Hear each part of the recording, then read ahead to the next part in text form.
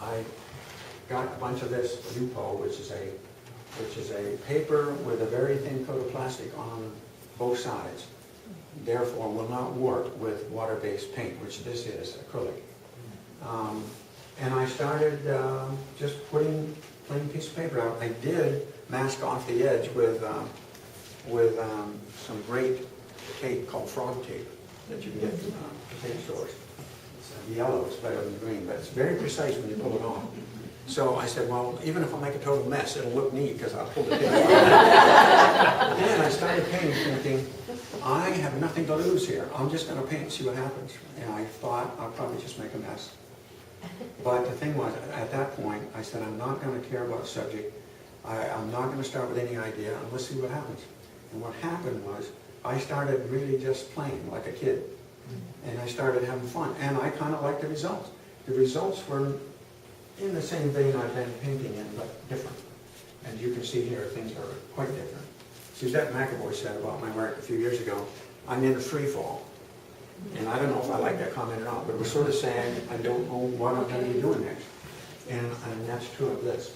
But the consistent thing was that I started out, and this is my message to artists here today, even though some of you are very, very disciplined and do things totally different from me, I have to tell you that it's so liberating to be like a kid with a piece of paper and not feel like you know anything or care what's going to happen, and just start painting and just explore what happens with the colors. And, you know, drag one color over another. I paint with putty knives, brushes, sticks, whatever I feel like. And I've got a big roll of paper towels. Since it's water-based, I can wipe stuff off again. And I like that back and forth, positive and negative back and forth. And I also don't care, I don't find anything sacred while I'm working. So not subject matter, not some area that looks great, and I say, boy, isn't that cool, I better leave that, which I would have done in the past. Now, I'll paint over it, I don't care. But the one thing I adhere to is the maestro's advice, and that is, go for the good painting. And so, if I've got something that's a great area, but it doesn't work, I'll paint over it. And I just keep working, and I haven't been thinking about galleries, I haven't been thinking about framing, thinking about sales, anything. I've just, not even whether the stuff is good, I've just painted it and put it aside. And I may go back the next day, I may go back 2 weeks later and say, oh, that's no good, you know, I'm going to paint over this whole thing. And I'll tell you a few here today where that happened. But the thing is so much fun, so liberating, because I'm willing to fail, and yet I can't fail because I have no expectations. I have no expectations, so my ego doesn't get in the way. And what happens is, surprise, the fun part. Stuff happens that I didn't expect and I couldn't have dreamed up, and if I did, it would have been a triumph. And so the result is what you see here. This is like 3 dozen or so that Jana picked out. And out of a batch of 200 paintings done in about 14 months. I've been very productive. And I've got 200 now again, because these are down here and I've got other ones. But there are a lot more back in the studio. But she picked these out with my agreement, and because we thought they'd look good together. And I have to say, because of the way she and her associate, Anne, decided to hang this, and how Lynn did such a great job on the framing, I think the thing looks great. I'm really happy with it.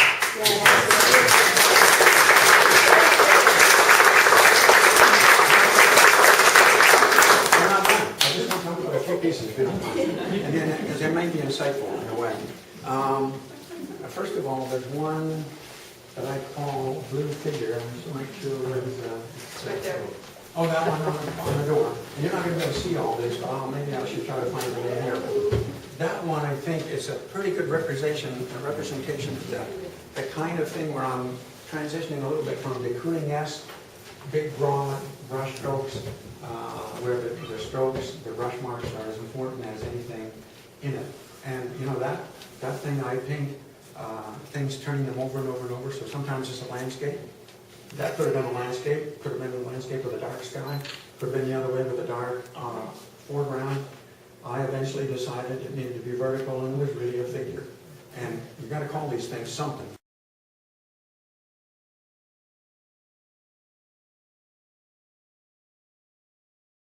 So, there you have it.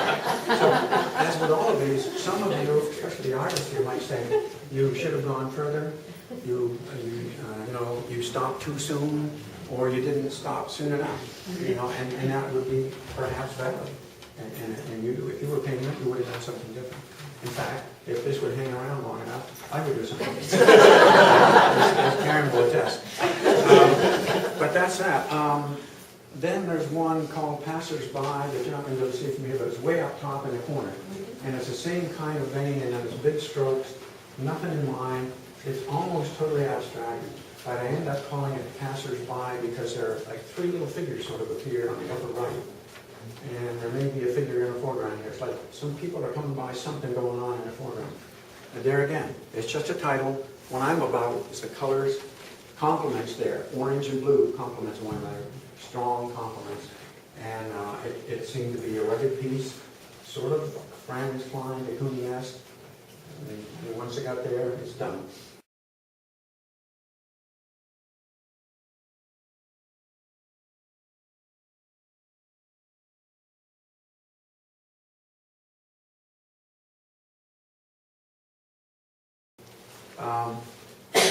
And one that's a little different from it called Green Frame. I'm not sure where that one is. Maybe it's, is that? It's upstairs? Okay.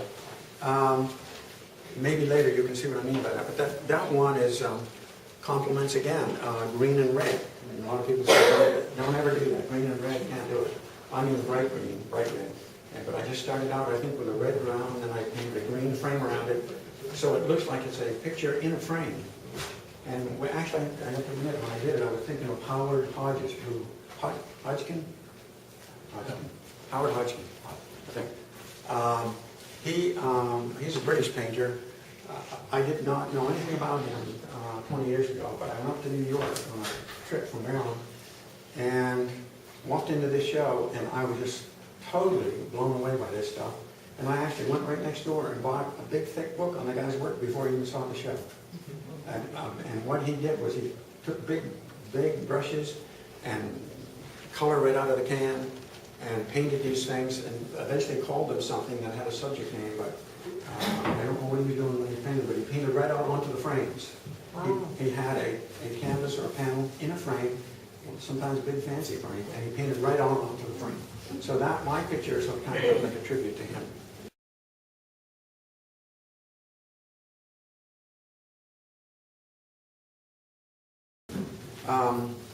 There's one called Miasma that's behind Judith down there in the middle of that wall. That's the best example, perhaps, of the most, let's see, probably, I don't want to say the most innovative, but it's the most free association kind of thing, where I just painted it, put the colors down there, pretty much left them alone, and then that was sort of it. And I felt that's it. There's no sense filling on that at all. And so that was a quick one, very quickly done, and very few have them like that.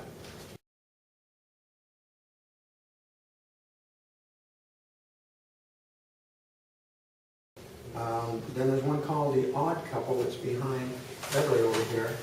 And those of you from Belfast might know who I might have been thinking of, but I wasn't thinking of anybody initially. If anybody, I was thinking of Harold and the way he puts colors together and the way he, lets you appreciate the interaction of the colors. And but like Harold in a way, there are these figures that showed up. And there is this couple in Belfast that wanders the streets. They don't look like that. They don't look like that, but they are different. They're different, one from the other. One's very small, one's very tall. And so I really have to admit, I titled it at least, thinking of these two.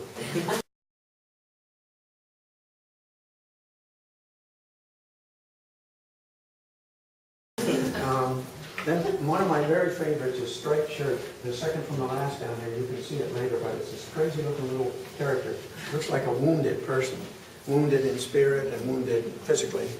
I didn't start out to paint that person, but I had what's in the face, all that texture and all that, the whole surface was like that.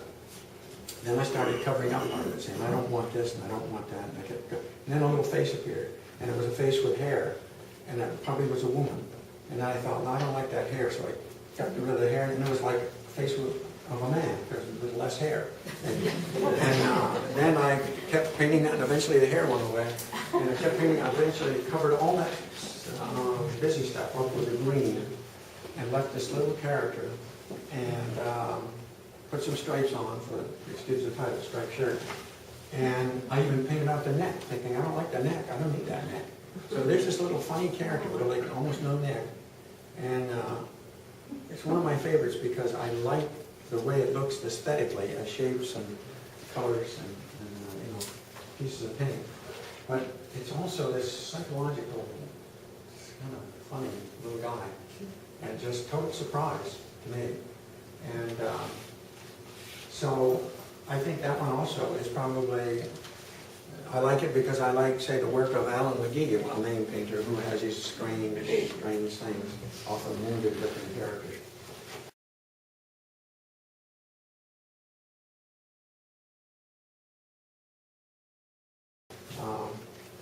One called Democracy that's black and white. It's just graphite, just pencil. Very much sort of shades, influences of de Kooning and maybe Picasso.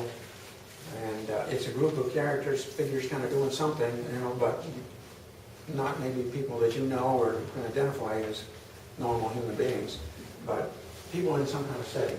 And I call it democracy because I'm thinking about politics a lot and whether our democracy is doing well or not. And so it's just a title.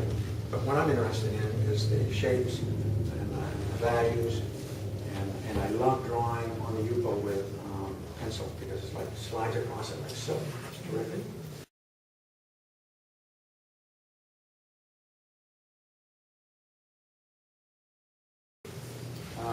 And one final one is down here behind her on the wall, and you might need to really take a look at that one later.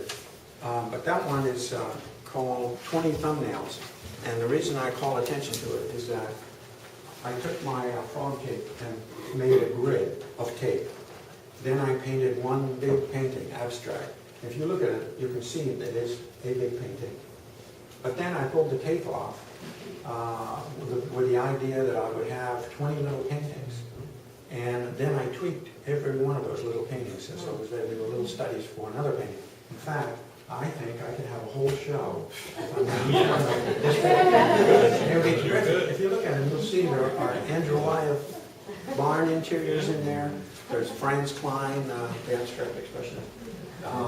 Maybe even Rembrandt and some of the dark looking shades in there. Not bad. Not bad. So in that one, I feel like I have 21 paintings, the big painting and 20 little ones. And I thought it looks very, very smart.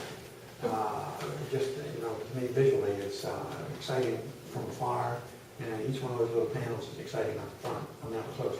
But I will probably never paint the big pieces because that's work. That's not fun. That's not creative. That's it. So thank you very much for coming.